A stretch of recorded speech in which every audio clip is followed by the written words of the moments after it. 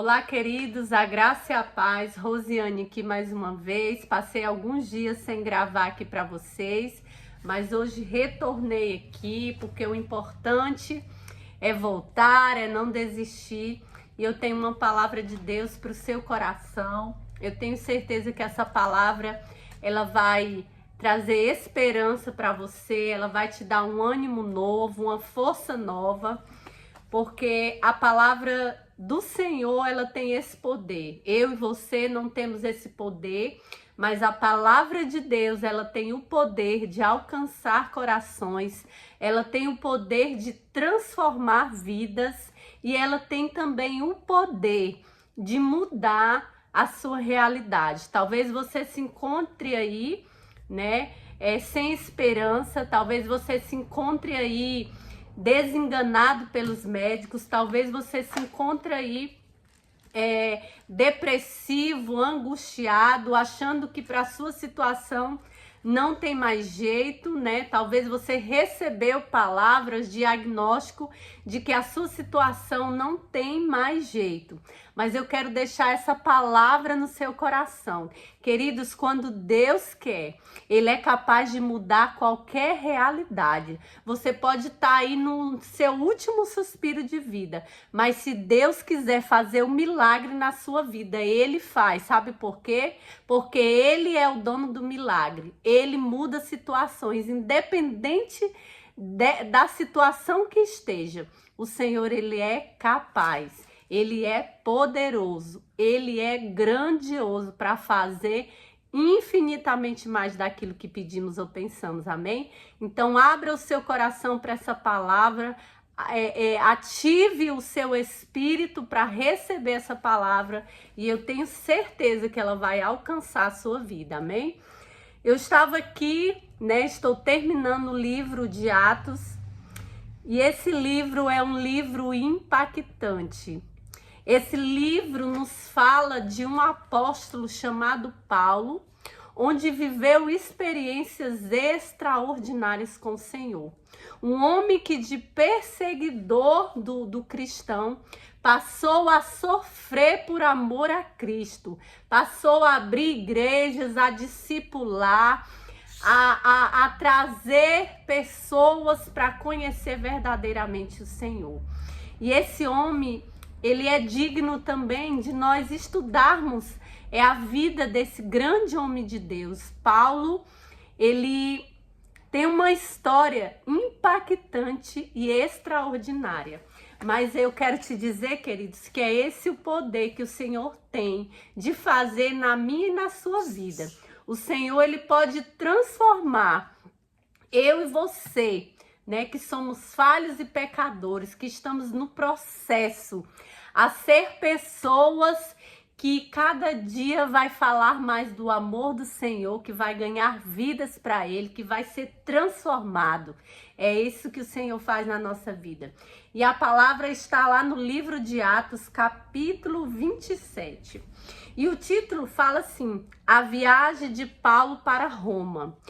O Paulo já estava há mais de 2 anos na prisão, né? Paulo foi açoitado, foi agredido, né? Foi quase morto, mas Paulo tinha uma palavra e Paulo se agarrava a essa palavra. E quando eles estavam ali a caminho, Paulo deu um conselho para aqueles homens, né? E diz assim a palavra, lá em 27, versículo 9b, fala assim: por isso Paulo os advertiu. Eu vou ler a partir do 9 completo para vocês entenderem.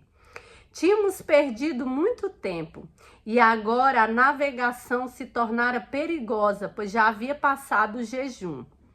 Por isso Paulo os advertiu: senhores, vejo que a nossa viagem será desastrosa e acarretará grande prejuízo para o navio, para a carga e também para a nossa vida. Mas o centurião, em vez de ouvir o que Paulo falava, seguiu o conselho do piloto e do dono do navio. Só ressaltando aqui, queridos, quantas vezes Deus usa, às vezes, um homem ou uma mulher de Deus para te aconselhar, para dizer, para te falar, querido, não faça isso. Não faça isso que vai dar errado.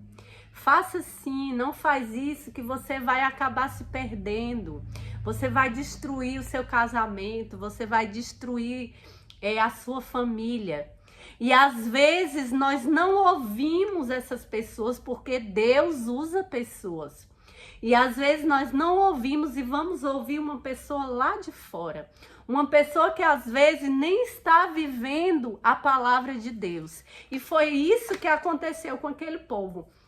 Paulo chegou no comandante e falou, olha, é melhor a gente encerrar, né? Essa viagem, ela não vai ser boa, ela vai ser desastrosa, ela pode fazer com que nós perdemos, com que você perca esse navio, perca tudo, perca carga e talvez perca até a vida das pessoas que estão em jogo. Sabe quantas pessoas estavam a bordo ali naquele navio, queridos? 276 pessoas, então eram muitas vidas, né? Era um navio muito grande. E aquela palavra fala aqui que aquele homem não quis ouvir o conselho de Paulo. Ele, aqui fala, seguiu o conselho do piloto e o dono do navio. Visto que o porto não era próprio para passar o inverno, a maioria decidiu que deveriam continuar navegando, com a esperança de alcançar Fenícia e ali passar o inverno. Este era um porto de Creta que dava para o sudoeste e noroeste. Agora preste atenção nessa parte aqui. A tempestade.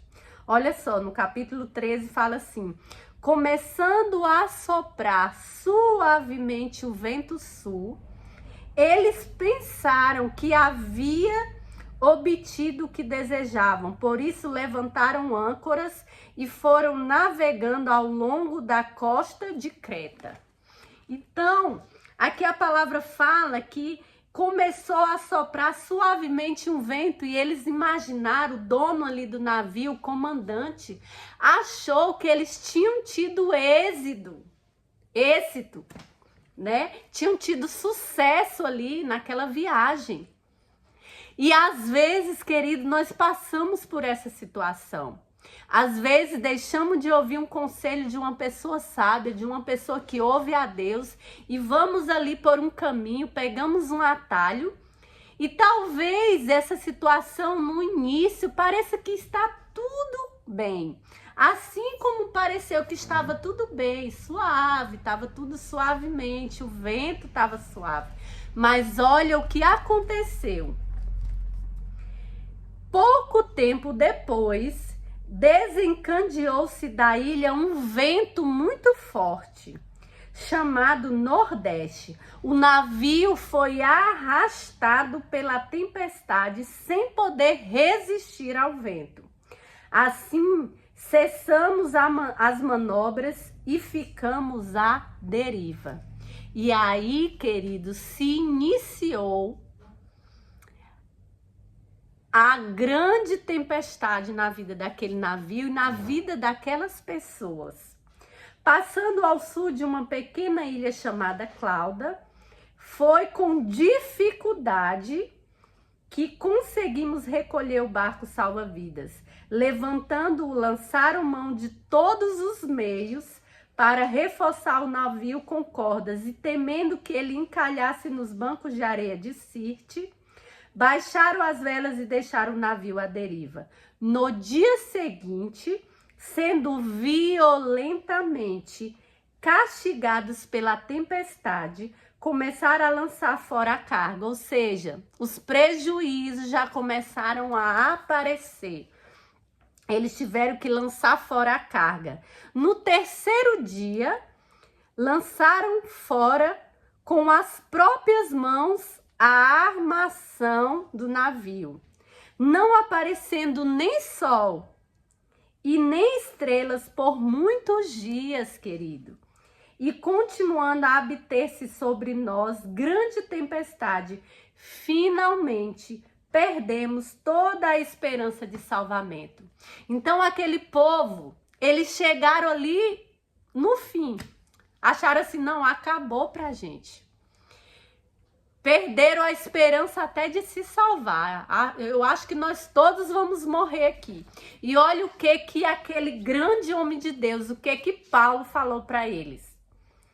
Olha só, visto que os homens tinham passado muito tempo sem comer, Paulo levantou-se diante deles e disse: os senhores deveriam ter aceitado o meu conselho de não partir para Creta, não partir de Creta, pois assim teriam evitado este dano e prejuízo. Queridos, quantas vezes, se nós parássemos um pouco, se nós consultássemos o Senhor em tudo que nós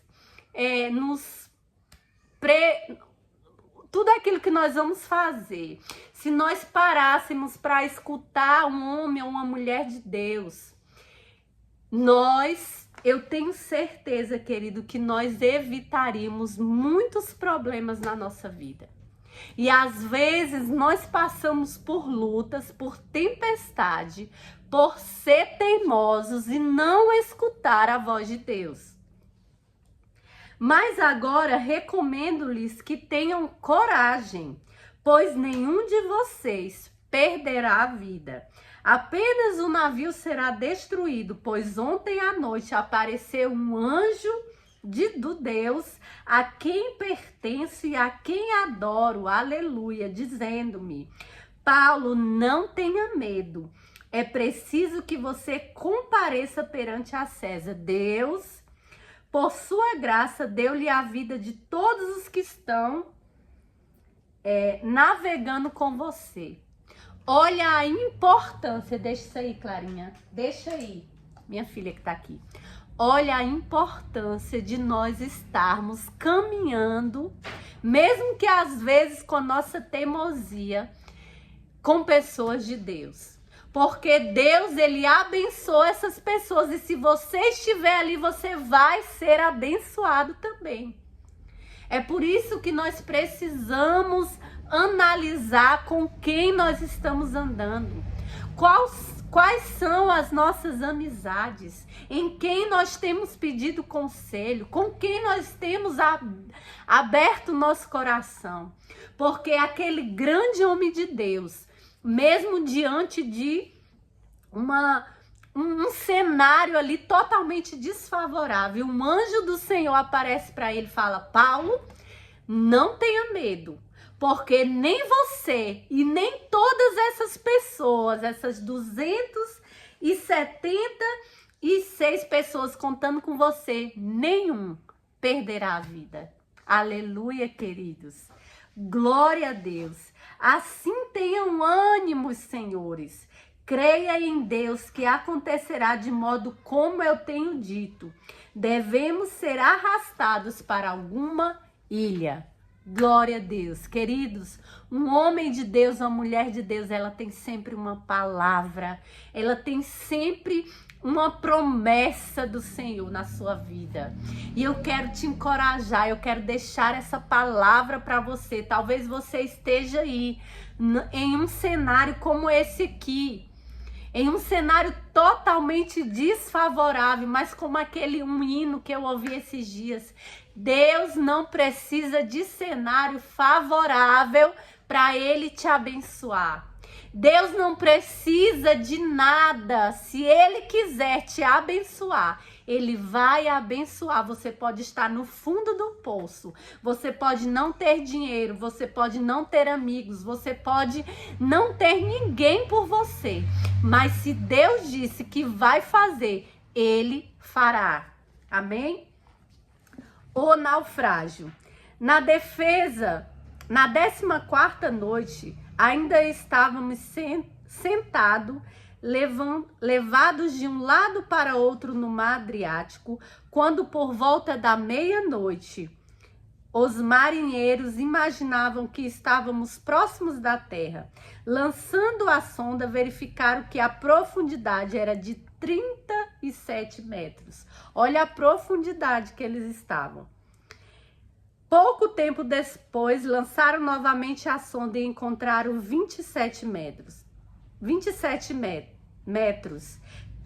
Temendo que fôssemos jogados contra as pedras, lançaram 4 âncoras da popa e faziam preces para que amanhecesse o dia. Eles estavam desesperados, querido. Tentando escapar do navio, os marinheiros baixaram o barco salva-vidas ao mar, a pretexto de lançar âncoras da proa. Então, Paulo disse ao centurião e aos soldados: se estes homens não ficarem no navio, vocês não poderão salvar-se. Com isso, os soldados cortaram as cordas que prendiam o barco salva-vidas e o deixaram cair, novamente indo contra o homem de Deus. Pouco antes do amanhecer, Paulo insistia que todos se alimentassem, dizendo: hoje faz 14 dias que vocês estão em vigília constante, sem nada comer. Agora eu os aconselho a comerem algo, pois só assim poderão sobreviver. Nenhum de vocês perderá um fio de cabelo sequer. Tendo dito isso, tomou o pão e deu graças a Deus diante de todos. Então partiu e começou a comer. Todos se reanimaram e também comeram algo. Estavam a bordo 276 pessoas. Depois de terem comido até ficarem satisfeitos, aliviaram o peso do navio, atirando todo o trigo ao mar. Mais um detalhe aqui. Esses homens estavam, ali no meio de uma tempestade, passando frio, passando, necessidade, e eles estavam jejuando. Às vezes, querido, nós fazemos sacrifícios de tolo, porque eles estavam ali no meio do caos. Então, eles precisavam se alimentar para ter força. Então, nós precisamos ter sabedoria até naquilo que a gente vai fazer, porque às vezes a gente pensa assim: não, eu estou fazendo para Deus, eu estou buscando o Senhor, mas nós precisamos ter, queridos, o senso ali de entender que ali, naquele momento, não era bom que aqueles homens ficassem fracos. Como Paulo falou, vocês estão há 14 dias jejuando ali, vocês precisam se alimentar, vocês precisam comer algo. E a palavra diz que quando eles comeram, eles se reanimaram de novo. Amém, queridos? Quando amanheceu, não reconheceram a terra, mas viram uma enseada com uma praia, para onde decidiram conduzir o navio, se fosse possível. Cortando as âncoras, deixaram-nos no mar, desatando ao mesmo tempo as cordas que prendiam os lemes. Então, alçando a vela da proa ao vento, dirigiram-se para a praia. Mas o navio encalhou num barco de areia, onde tocou o fundo. A proa encravou-se e ficou imóvel, e a popa foi quebrada pela violência das ondas. Os soldados resolveram matar os presos para impedir que algum deles fugisse, jogando-se ao mar. Mas o centurião queria poupar a vida de Paulo e os impediu de executar o plano. E olha o que aconteceu. Os outros teriam que salvar-se em tábuas ou em pedaços do navio. Dessa forma, todos chegaram a salvo em terra. Glória a Deus.